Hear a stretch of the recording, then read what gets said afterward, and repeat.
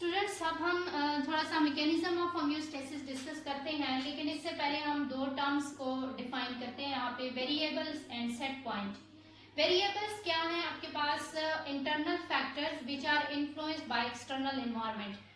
जो बॉडी के अंदर इंटरनल फैक्टर्स हैं, ठीक है, जिनको एक्सटर्नल एनवायरनमेंट अफेक्ट करती है, उनको वेरिएबल्स कहते हैं। जैसे बॉडी टेम्परेचर वेरिएबल है, water concentration, solute composition, sodium calcium concentration, oxygen body के अंदर उसकी जो कंसंट्रेशन है वो, blood pressure, heart rate, respiratory rate etcetera, these are all called variables. ठीक है, ये वेरिएबल्स इंटरनल फैक्टर्स हैं जिनको एक्सटर्नल एनवायरनमेंट अफेक्ट करती है। अब what is set point? Set point क्या है? नॉर्मल या ideal value of the variable. जो वेरिएबल की नॉर्मल वैल्यू होगी या आइडियल वैल्यू होगी, जो कि बॉडी की मेमोरी में सेट होगी कि ये इतना होना चाहिए, that is called set point. For example, normal body temperature जो है 36.5 टू 37.5 डिग्री सेल्सियस होता है।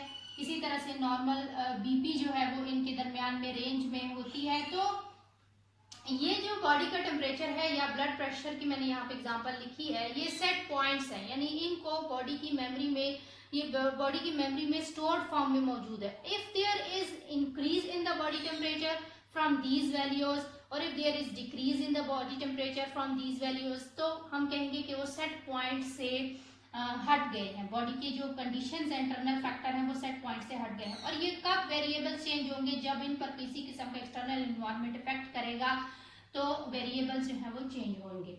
लेकिन अब क्या है कि इन वेरिएबल्स को सेट पॉइंट पर रखने के लिए किस चीज की जरूरत है? मैकेनिज्म की जरूरत है, वो है होम्योस्टेसिस का मैकेनिज्म। तो अब हम डिस्कस करते हैं mechanism of homeostasis. So students, अब हम मैकेनिज्म ऑफ होम्योस्टेसिस को डिस्कस करते हैं। Homeostasis consist of 3 main components. Homeostasis mechanism में 3 मेन कंपोनेंट्स है, receptors, control centre and effectors. Receptors क्या करेंगे? कोई भी चेंज हो उसको वो डिटेक्ट करेंगे। That change in variable is called stimulus. तो स्टिमुलस को वो डिटेक्ट करेंगे, रिसेप्टर्स डिटेक्ट करेंगे उसको, then they will send this message to the control centre. Control centre उसको मैसेज को भिजवाएंगे इफेक्टर्स की तरफ, और इफेक्टर्स फिर अपना जो भी रिस्पॉन्स होगा वो शो करेंगे। अब आप इस डायग्राम में देखें, आपको नजर आ रहा है, यहाँ पे मैंने लिखा है वेरिएबल। वेरिएबल मैं आपको पहले बता चुकी हूँ कि इंटरनल फैक्टर्स हैं which are affected by the external environment. तो वेरिएबल में कोई भी चेंज आ जाए, चाहे वो अपवर्ड हो या डाउनवर्ड हो, इम्बैलेंस हो जाए, that will be called a stimulus. Stimulus क्या है? Any change in the variable. So change in variable जो है it is called stimulus. Stimulus will be detected by the sensor. Sensor is the receptor. ठीक है, receptors यहाँ पे होंगे जो कि किसी भी चेंज को डिटेक्ट करेंगे। वो रिसेप्टर्स क्या करेंगे? Receptors will in turn send this message to the control center that they follow the efferent pathway. Out input information होगी, ये input information will be transferred to the control center. Once the control center receive this message from the receptors, they will send this message to the effector by efferent pathway. Efferent pathway output information होगी जो कि effectors को send की जाएगी। अब efferent effectors क्या करेंगे? Effectors will respond to the stimulus and return to the homeostasis.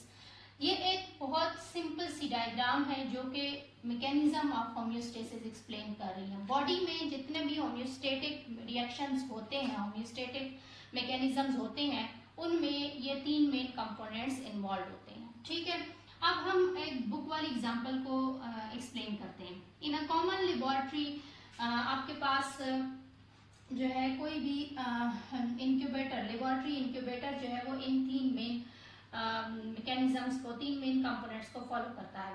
For example, if there is any temperature change, either increase और decrease, this will be called a stimulus. Stimulus will be detected by the thermometer in the incubator. Thermometer क्या कहलाएगा यहाँ पे? Receptor, क्योंकि वो इस change को detect कर रहा है, तो इस वजह से वो क्या कहलाएगा? रिसेप्टर कहलाएगा। थर्मोमीटर जब इस चेंज को डिटेक्ट करेगा तो it will send this message to thermostat. Thermostat यहाँ पे क्या होगा? कंट्रोल सेंटर होगा।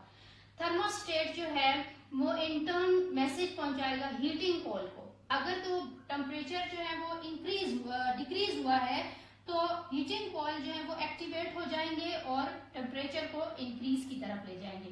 तो हीटिंग कॉइल इस केस में क्या होगा, इफेक्टर होगा। और अगर प्रोसेस इसके ऑपोजिट हुआ, यानी टेम्परेचर जो है वो डिक्रीज नहीं बल्कि इंक्रीज हुआ है, तो सारे जो आपके पास रिस्पॉन्सेज होंगे वो इसके ऑपोजिट फॉर्म में होंगे।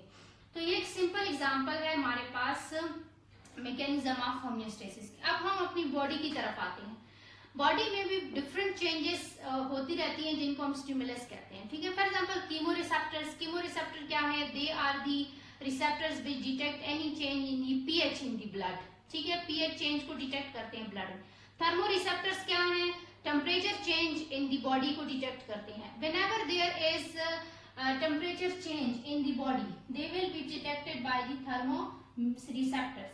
Thermoreceptors क्या करेंगे, they will send this message to the hypothalamus. Hypothalamus is the part of the brain which detect all these changes in the body. अब hypothalamus जो है इस केस में क्या कहलाएगा, कंट्रोल सेंटर कहलाएगा।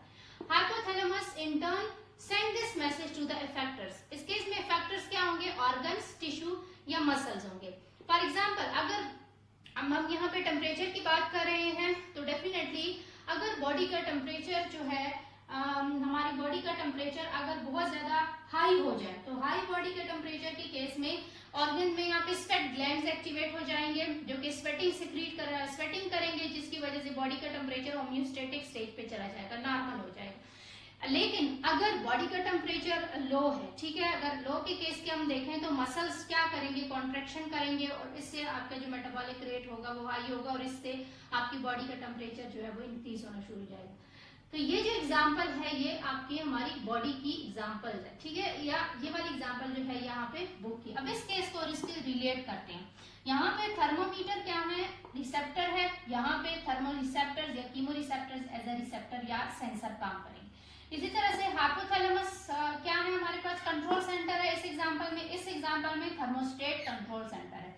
इसी तरह से ऑर्गन्स या टिश्यू या मसल्स जहाँ पे क्या आपके पास फैक्टर्स है, यहाँ पे हीटिंग कॉइल क्या है, फैक्टर्स है। तो होप सो कि आपको मैकेनिज्म ऑफ होमियोस्टेसिस समझ आ गया होगा।